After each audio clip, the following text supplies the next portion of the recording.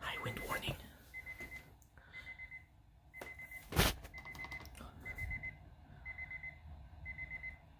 Environment Canada has issued a significant weather bulletin for regions in the broadcast area. Stay tuned for further information. Environnement Canada a émis un bulletin de conditions météorologiques importantes pour les régions dans la zone de diffusion. Restez à l'écoute pour plus d'informations.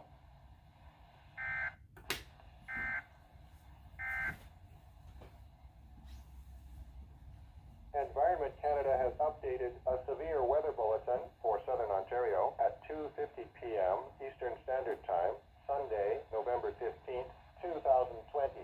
A wind warning is issued for York-Durham.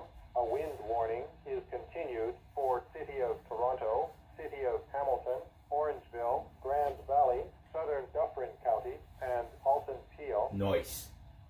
Environnement Canada a Okay, cool.